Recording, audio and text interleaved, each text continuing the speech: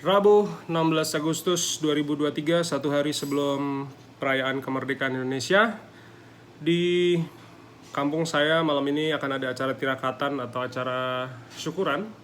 Jadi mudah-mudahan Indonesia makin maju, makin banyak manusia yang berpikiran positif, bekerja kreatif, dan pantang menyerah. Jadi diskusi hari ini mungkin akan cukup sensitif. Jadi saya berharap teman-teman semua bisa berpikiran terbuka, menggunakan logika, dan jawaban pada akhirnya keputusannya nanti saya akan pasrahkan kepada teman-teman semua. So, stay tuned.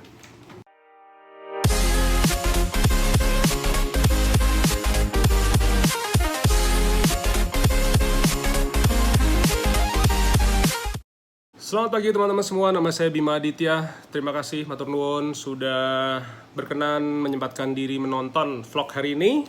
Kemudian mengapresiasi saya dengan subscribe,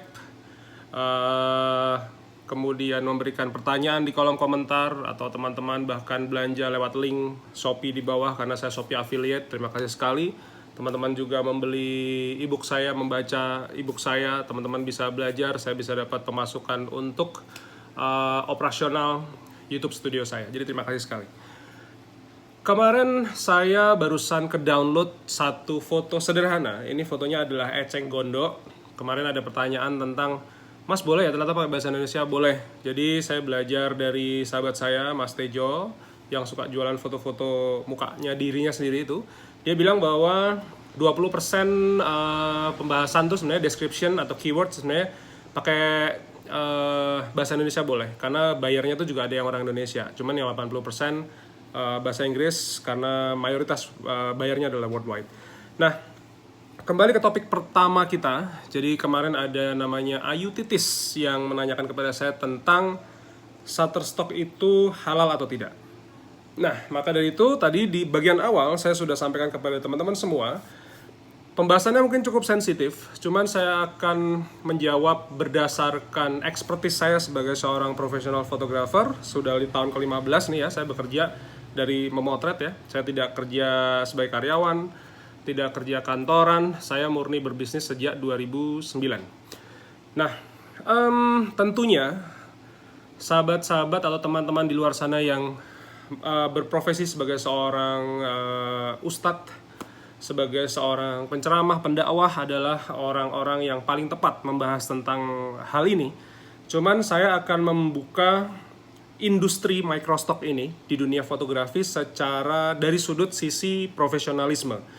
Jadi buat teman-teman yang baru pertama kali masuk ke dunia microstock, saya akan bercerita dulu nanti setelah ini tentang industrinya seperti apa. Makanya seperti tadi di depan, pembahasannya akan cukup sensitif, pembahasannya membutuhkan logika akal sehat yang baik dan membutuhkan fairness atau ininya sih logika, sehingga kita bisa mencerna dan memahami diri sendiri tentang ini halal atau tidak. Kita mulai pembahasan kali ini dengan sebuah bisnis yang namanya adalah fotografi, di mana fotografi itu adalah melukis dengan cahaya, sehingga saya berprofesi sebagai seorang profesional fotografer sudah sejak tahun 2009. Pasca 2008 saya lulus kuliah, saya sekolah di Darwis Triadi Photography School, kemudian saya memotret. Nah, industri ini itu membutuhkan supply and demand. Apapun bisnisnya, apapun industrinya itu sesuatu pasti ada supply and demand. Itu prinsip dasar ekonomi. Nah, maka dari itu, ketika saya memotret, saya adalah supply. Saya menyediakan jasa foto pernikahan, karena itu saya pergi ke Bali, saya pergi ke Jakarta, saya pergi ke Hong Kong, ke Maladewa, Singapura, dan lain sebagainya. Karena saya mensuplai jasa pemotretan atau jasa fotografi kepada orang-orang yang membutuhkan jasa saya, artinya mereka itu sebagai demand. Sekarang ketika kemarin saya cerita, mungkin udah 1 tahun lalu ya, saya cerita bahwa kenapa saya masuk ke dunia microstock, karena 2016 itu ada satu perusahaan yang namanya adalah 500 Pixel itu mau membeli karya saya untuk perusahaannya sendiri. 500 Pixel teman-teman mungkin sudah pernah dengar. Berapa yang saya dapat? $76, satu angka yang cukup besar. Artinya saya sebagai seorang fotografer dibutuhkan jasanya, di mana saya mensuplai jasa produk produk, jasa itu kan satu bentuk ya, output ya sebenarnya. Yang demand-nya itu adalah 500 pixel. Nah, karena 500 pixel ini adalah sebuah perusahaan bukan non-fisik, walaupun dia juga bisa memproduksi frame, merchandise, dan lain sebagainya. Cuman 500 pixel ini lebih ke arah perusahaan digital. Maka yang dibutuhkan dari saya oleh 500 pixel itu bukan cetakannya, tapi hanya filenya. File saya di-download $76. Mungkin dia mengeluarkan budget mungkin lebih, saya nggak tahu. Kalau dari orang dalam mungkin ya tidak lebih dari $100 lah mungkin ya. Saya dibayar $76, saya masuk uangnya 1 juta cengkling dari satu kali download, dipakailah di websitenya 500 pixel untuk promosinya dia. Sehingga ketika dia promosi sesuai bisnisnya, yang mana bisnisnya juga microstock ya, itu banyak orang yang kemudian tertarik untuk membeli karya saya, karya orang lain, karya teman-teman, karya siapa segala macam, sehingga 500 pixel bisnisnya berjalan dan dia mendapatkan keuntungan. Bedanya apa dari klien-klien saya yang ada di dunia wedding? Yang di dunia wedding outputnya membutuhkan wedding album, yang di dunia digital hanya membutuhkan filenya. Oke, sekarang kita sedikit membahas tentang satu sudut agama menurut kepercayaan saya. Saya adalah seorang muslim. Saya muslim yang bisa dibilang cukup taat, karena saya menjalankan sholat 5 waktu sudah sejak saya kelas 5 SD. Jadi itu 5 waktu itu udah kayak wajib ain buat saya. Jadi intinya adalah saya muslim yang cukup taat. Nah, di dalam agama saya itu diperbolehkan untuk mentelaah, memikirkan sendiri, sehingga kita tidak boleh saling ngejudge, saya salah, kamu benar, kamu salah, saya benar. Kurang lebih seperti itu, disarankan tidak. Dengan begitu, akal saya pergunakan. Tentu saya memiliki keterbatasan akal pikiran juga ya, karena saya juga nggak pinter-pinter banget gitu. Sehingga ketika saya memikirkan dengan cara prinsip ekonomi tersebut adalah supply and demand, maka bisnis wedding fotografi saya menurut saya adalah halal, karena saya mensuplai wedding album, jasa, segala macam itu outputnya kepada orang-orang yang mau menikah. Sedangkan di Microstock, saya mensuplai filenya, di mana mereka juga hanya butuhkan filenya saja, karena mereka adalah perusahaan digital. Kemudian mereka membeli karya saya dibayar royaltinya. Ya tentu saya tidak sebesar, income-nya tidak sebesar mereka, karena saya hanya kontributor ya, saya karyawan juga gitu. Dari situ, sampai detik ini, menurut prinsip saya, Shutterstock adalah halal. Sekali lagi, menurut saya. Berikutnya, kita bicara lagi apa sih yang saya hasilkan dari bisnis saya. Tentu saya menghasilkan uang, karena seperti tadi di depan saya sudah ceritakan kepada teman-teman semua, saya bukanlah seorang karyawan, saya murni fotografer di dunia ini yang orang yang benar-benar hidup dari ekspertisnya. Itu kita menyebutnya dengan sebutan profesional, artinya memang orang yang bekerja di ranah itu dan dia dibayar dari situ. Jadi fotografi itu bukan bisnis sampingan saya, ini adalah bisnis utama saya. Ketika saya memiliki villa, saya memiliki cafe, itu adalah bentuk investment saya, di mana saya sendiri tidak memiliki semua propertinya, tapi semua unit-unit yang saya miliki itu adalah bergerak, jadi operating systemnya adalah milik saya. Nah, jadi bisnis itu ada dua. Kadang bahkan ya sekelas Accor, sekelas Intercontinental, sekelas hotel-hotel bintang 4, bintang 5, itu ada hotel yang tidak memiliki propertinya. Bahkan kalau teman-teman tahu platform namanya Airbnb.com, itu adalah satu platform yang tidak memiliki properti sama sekali. Jadi dia memiliki operating systemnya.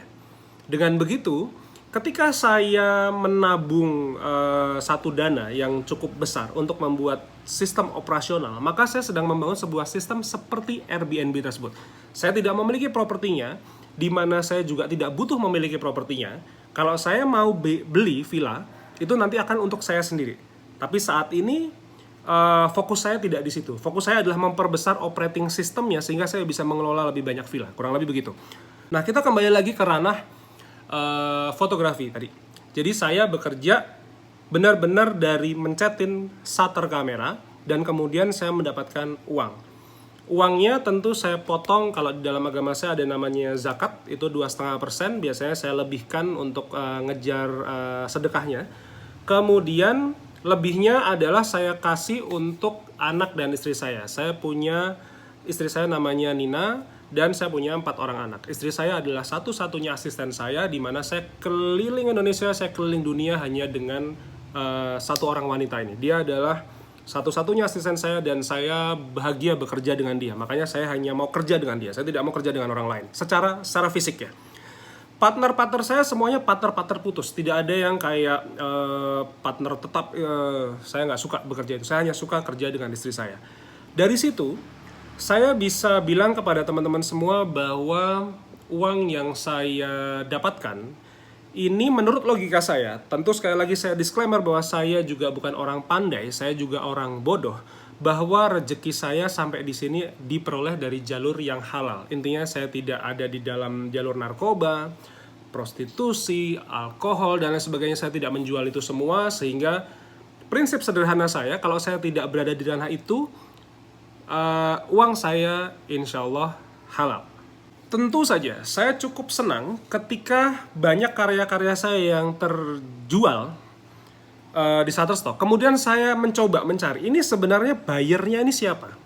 Seperti kalau teman-teman lihat foto di samping ini adalah foto yang saya ambil tahun 2019 dengan menggunakan iPhone 5 bekas. Sekali lagi, iPhone 5 bekas.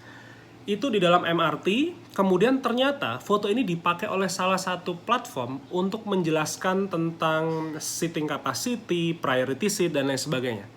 Sekarang saya akan ajak teman-teman melihat foto di samping ini.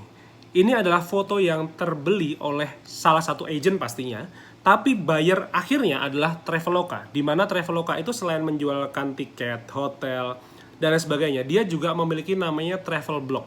Travel blognya itu digunakan untuk mengencourage, mencuci otak kita biar ayo traveling, terus ujung-ujungnya beli tiket di kita dong. Kurang lebih begitu.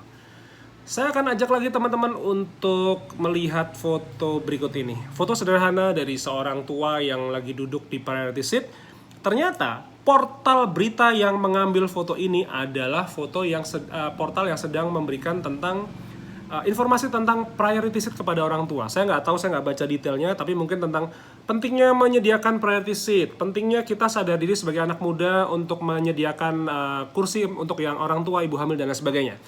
Lalu, saya akan lagi-lagi membawa teman-teman ke dalam foto ini, di mana ini adalah foto in-flight meal saya di Sri Lanka Airlines yang saya pakai untuk menuju ke tempat pemotretan, di mana dibeli sama namanya Travel Wigo. Ini adalah sebuah company yang kurang lebih sama sih kayaknya, mungkin jualan tiket, hotel, affiliate tentang hospitality, travel, dan lain sebagainya.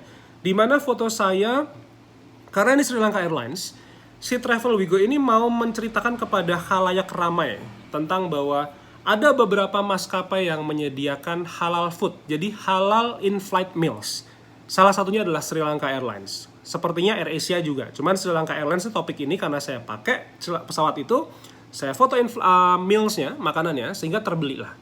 Nah, sampai di sini, sekali lagi, pikiran sederhana saya, pikiran bodoh saya, pikiran orang tidak pandai saya pergunakan logika saya, kemudian saya pikir bahwa, kalau saya jualan foto, saya dapat uangnya, ternyata ujung-ujungnya benar-benar ada bayarnya. Yahoo Berita itu membeli foto saya tentang Museum Kereta Api Ambarawa. Saya terus-terusan mempromosikan Museum Kereta Api ini, tidak ada endorsement sama sekali, cuman saya yakin bahwa Museum Kereta Api Ambarawa adalah salah satu museum edukatif untuk anak-anak kita semua, di mana kita bisa ajak, itu tempatnya bagus sekali. Yahoo Berita yang beli. Dari situ saya kemudian makin yakin bahwa ternyata si Shutterstock ini, sekali lagi, menurut saya halal. Karena saya dapat uangnya, dan ternyata di ujung sana ada pembelinya yang kurang lebih saya pernah mendengar namanya. Traveloka, Travel Wigo, Yahoo, dan lain sebagainya. Tentu masih ada National Geographic, Lonely Planet, dan sebagainya yang membeli karya-karya saya ada. Nah, dari sini saya mengambil kesimpulan bahwa Shutterstock adalah halal. Tentu saja, di bagian akhir vlog ini, saya tidak bisa meminta teman-teman semua ataupun Ayu Titis untuk setuju dengan saya.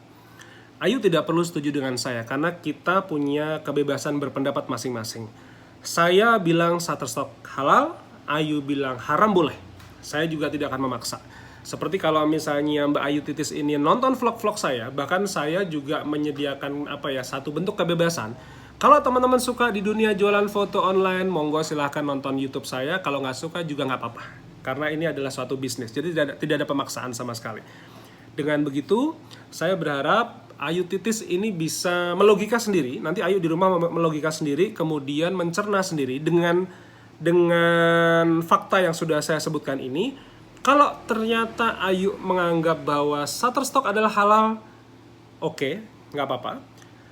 Ayu kemudian menganggap Shutterstock adalah haram, boleh juga. Saya juga tidak akan memaksa, ini adalah sebuah bentuk kebebasan karena ujung-ujungnya bagi saya, bagi sebagian teman-teman yang mengikuti channel YouTube saya, ujung-ujungnya adalah duit. Duitnya buat apa? Buat kasih makan istri, buat kasih makan anak. Istri mau liburan kita bayarin, anak-anak mau liburan, mau sekolah kita bayarin, semuanya kita provide. Karena saya atau sebagian dari teman-teman semua, baik yang laki-laki maupun perempuan, bisa jadi adalah seorang kepala rumah tangga atau bahkan mungkin ada yang single parents. Saya cukup beruntung, saya punya istri, saya punya 4 orang anak, sekalipun saya adalah anak dari broken home. Cuman saya paham bahwa di luar sana ada juga laki-laki, perempuan yang benar-benar menjadi seorang single parents, kemudian harus menghidupi anak-anaknya tanpa pasangannya. Dengan begitu saya harap Shutterstock ini bisa menjadi side hustle income atau passive income, di mana teman-teman tetap bekerja saja sebagai guru, sebagai ASN, sebagai montir, sebagai ibu rumah tangga atau asisten rumah tangga. Tapi ini memberikan satu kemungkinan teman-teman semua untuk mendapatkan income hanya dengan memotret benda-benda daily shoot ya. Jadi benda-benda yang saya kan daily shooter ya, benda-benda yang kita temui sehari-hari. Ada bubur ayam, ada sendal jepit, ada kemudian sandwich, ada tadi adalah eceng gondok. Itu adalah benda-benda yang saya tidak perlu mengada-adakan karena itu memang saya lihat di depan mata saya. Saya sudah tulis ebook di bawah, teman-teman yang suka pengen belajar lebih lanjut bisa download ebook saya jualan foto dengan Shutterstock, itu bisa bundling, bisa salah satu. Saya mencoba mentularkan apa yang ada di dalam kepala saya untuk teman-teman semua. Teman-teman suka, boleh. Nggak suka, juga nggak apa-apa. Sekali lagi, hasil dari vlog ini saya akan kembalikan kepada teman-teman semua. Apakah Shutterstock itu halal? Atau apakah Shutterstock itu haram? Silahkan tulis di kolom komentar dan kita berdebat secara logika akal sehat, tidak perlu menjatuhkan, tidak perlu ngomong kasar. Silahkan berdebat di bawah, teman-teman bisa kasih masukan kepada saya, kepada teman-teman semua tentang apakah Shutterstock ini halal atau haram. Terima kasih sekali lagi, stay tune besok pagi jam 5 untuk video berikutnya. Sampai ketemu, saya Bima Aditya.